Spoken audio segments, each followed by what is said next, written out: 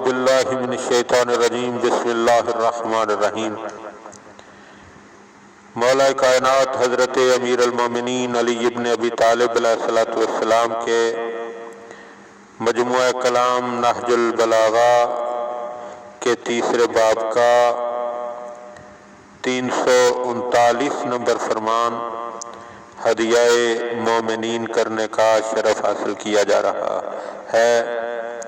وقال علیہ السلام، آپ علیہ السلام نے ارشاد فرمایا، ثواب الرعی بالدول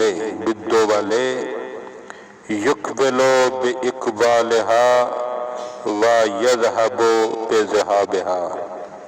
فرمایا کہ اصابت رائے کا پختہ ہونا اقبال و دولت سے وابستہ ہے۔ اگر یہ ہے تو وہ بھی ہوتی ہے، اگر یہ نہیں تو وہ بھی نہیں ہوتی۔ تو حضرت علامہ مفتی جعفر حسین آل اللہ مقامہ قبلہ نے ان جملوں کی جو تشریح فرمائی ہے وہ یہاں پر بیان کی جا رہی ہے۔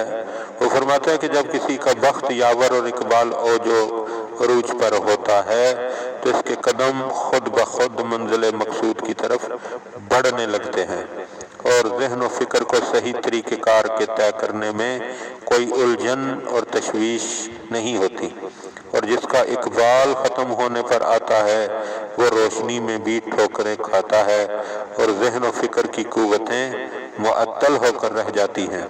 چنانچہ جب بنی برمک کا زوال شروع ہوا تو ان میں سے 10 آدمی ایک امر میں مشورہ کرنے کے لیے جمع ہوئے، مگر پوری رد و قد کے بعد بھی کسی صحیح نتیجے تک نہ پہنچ سکے۔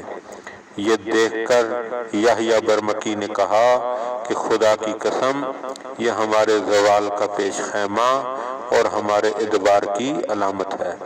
ہم 10 آدمی بھی کوئی صحیح فیصلہ نہ کر سکیں، ورنہ جب ہمارا نیر اقبال بام عروج پر تھا تو ہمارا ایک آدمی ایسی 10 گتھیوں کو بڑی آسانی سے سلجھا لیا کرتا تھا۔ تو مولا کا فرمان ہمیں متوجہ کر رہا ہے کہ جب انسان کا اقبال بلند ہو اور نصیب اس کی یاوری کر رہے ہوں تو اس سے رائے بھی اصابت رائے کی حد تک وہ بہت آگے بڑھ جاتا ہے، وہ صاحب رائے بن جاتا ہے۔ لیکن جب اقبال ہی زوال پذیر ہو جائے تو پھر انسان صحیح معنوں میں جو ہے وہ کوئی رائے دینے سے قاصر رہتا ہے۔